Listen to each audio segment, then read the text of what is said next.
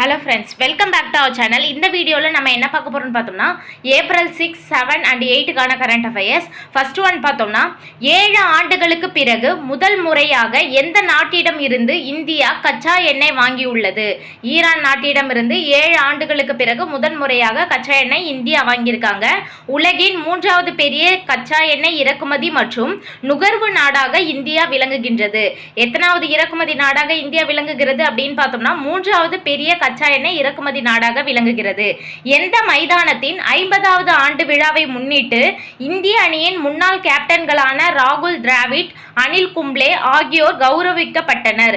Bengaluru M Chinnasamy மைதானத்தினுடைய 50வது ஆண்டு விழாவை முன்னிட்டு தான் ராகுல் டிராவிட், அனில் கும்ப்ளே ஆகியோர் கௌரவிக்கப்பட்டனர். மைதானத்தின் 2 ஸ்டாண்டுகளுக்கு இவர்களுடைய பெயர்கள் சூட்டப்பட்டிருக்கு.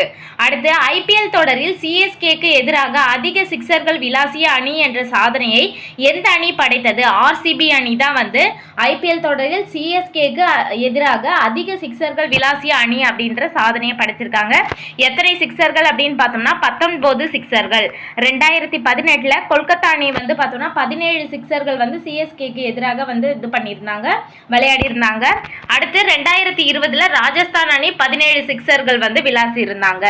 அடுத்து இந்திய பங்கு சந்தையில் அந்நிய முதலீடுகளில் முதலிடம் உள்ள நாடு எது? இந்திய பங்கு சந்தையில் அந்நிய முதலீடுகளில் முதலிடம் உள்ள நாடு எது? அதாவது இந்தியாவில் நம்மளுடைய பங்கு சந்தையில் அந்நிய நாடுகள் முதலீடு பண்றாங்க, இன்வெஸ்ட்மெண்ட் பண்றாங்க. அதுல ஃபர்ஸ்ட் பிளேஸ்ல எந்த நாடு இருக்காங்க அப்படின்னு பார்த்தோம்னா சிங்கப்பூர். ரூபாய் 1.64 லட்சம் கோடி, அதாவது 37% இன்வெஸ்ட் பண்றாங்க.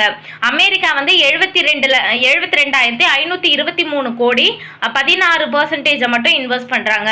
மொரிஷியஸ் 44,629 கோடி, 10% மட்டும் இன்வெஸ்ட் பண்றாங்க. அடுத்து பார்த்தோம்னா மேற்கு ஆசிய போரால் இந்தியாவில் வளர்ச்சி வேகம் குறைவதுடன் பணவீக்கம் அதிகரிக்கும் என்று எந்த நிறுவனம் தெரிவித்துள்ளது? மூடிஸ் நிறுவனம் தான் தெரிவிச்சிருக்காங்க. இந்த போரால பணவீக்கம் அதிகரிக்கும் அப்படின்ட்டு தெரிவிச்சிருக்காங்க. 2026-27 நிதியாண்டின் ஜிடிபி வளர்ச்சி மதிப்பீட்டை 6.8 6% குறைத்துள்ளது. அடுத்து காவல் மரணம் தொடர்பாக எந்த ஆண்டு உச்சநீதிமன்றம் வழிகாட்டுதல்களை வழங்கியுள்ளது? 2011 ஆண்டு காவல் மரணம் தொடர்பாக உச்சநீதிமன்றம் வழிகாட்டுதல்களை வழங்கியிருக்காங்க. புஷர் அணுமின் நிலையம் எந்த நாட்டில் அமைந்துள்ளது? ஈரானினுடைய தென்பகுதியில் தான் புஷர் அணுமின் நிலையம் அமைஞ்சிருக்கு. இங்கு 1000 மெகாவாட் திறனுள்ள அணு உலை உள்ளது. இவற்றில் உள்ள ஆபத்தான cesium-137 ஐசோடோப் செர்னோபில் அணு உலை விபத்தில் வெளிப்படுத்தியதை விட 10 மடங்குக்கு மேல் கதிரியக்க பாதிப்பை ஏற்படுத்தும் அப்படின்ட்டு சொல்றாங்க. புஷர் அணுமின் நிலையத்திலிருந்து அந்த வெடி விபத்து, அதாவது cesium-137 ஐசோடோப் செர்னோபில் அணு உலை விபத்தில் வெளிப்படுத்தியதை விட 10 மடங்குக்கு மேல் கதிரியக்க பாதிப்பை ஏற்படுத்தும் அப்படின்ட்டு சொல்றாங்க. அடுத்து தமிழகத்தில் உள்ள 234 தொகுதிகளில் எத்தனை தொகுதிகள் பட்டியல் இனத்தவர்கள் போட்டியிடும் வகையில் தனி தொகுதிகளாக அறிவிக்கப்பட்டுள்ளன?